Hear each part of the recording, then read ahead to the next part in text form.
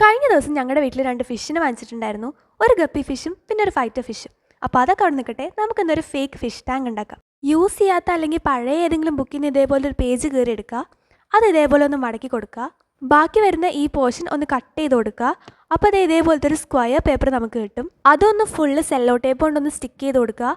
മുമ്പിലും പുറകിലും ഇതേപോലെ full sello tape കൊണ്ട് നല്ല രീതിയിൽ സ്റ്റിക്ക് ചെയ്ത് കൊടുക്കുക. പിന്നെ അത് വീണ്ടും ഒന്ന് ഇതേപോലെ ഒന്നും കൂടി ഒന്ന് മടക്കി കൊടുക്കുക. എന്നിട്ട് ഇതേപോലെ 2 സൈഡും വീണ്ടും ഒന്നും കൂടി ഒന്ന് ഫോൾഡ് ചെയ്യുക. സെല്ലോ ടേപ്പ് പേപ്പറിൽ സ്റ്റിക്ക് ചെയ്തുകൊണ്ട് തന്നെ ഫോൾഡിങ്സ് ഒക്കെ ഇച്ചിരി ടാസ്ക്കാണ്, പക്ഷെ ശ്രദ്ധിച്ച് ചെയ്ത് കഴിഞ്ഞാൽ എല്ലാം സെറ്റാണ്.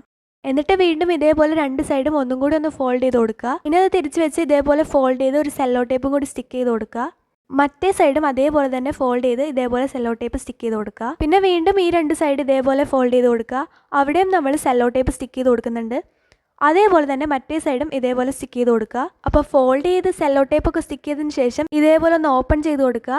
അപ്പോൾ ഇതാണ് നമ്മുടെ ഫിഷ് ടാങ്ക്. അപ്പോൾ ഫിഷ് ടാങ്ക് റെഡി ആയിട്ടുണ്ട്. ഇതിൽ ഇതേപോലെ സ്കെച്ച് കൊണ്ട് ബ്ലൂ കളർ അടിച്ചു കൊടുത്ത് വെള്ളവും കൂടി ഒഴിച്ചു കൊടുത്തിട്ടുണ്ട്. പിന്നെ ഫിഷ് ടാങ്കിൽ ഫിഷ് വേണമല്ലോ, അപ്പോൾ അതിന് വേണ്ടി പേപ്പറിൽ ഇതേപോലെ ഫിഷിനെയൊക്കെ വരച്ച് കട്ട് ചെയ്തെടുത്തിട്ടുണ്ട്. അപ്പോൾ ഈ ഫിഷ് ടാങ്ക് ഞാൻ ഇവരുടെ മുന്നിൽ കൊണ്ട് വെച്ചപ്പോൾ ഇത് ഏത് ഈ പുതിയ അതിഥി എന്ന ഭാവത്തിൽ രണ്ടുപേരും കൂടി നോക്കി നിൽക്കുന്നുണ്ട്. അപ്പോൾ അത്രേ ഉള്ളൂ. ഇഷ്ടപ്പെട്ടാൽ ലൈക്ക് ചെയ്യാൻ മറക്കണ്ട.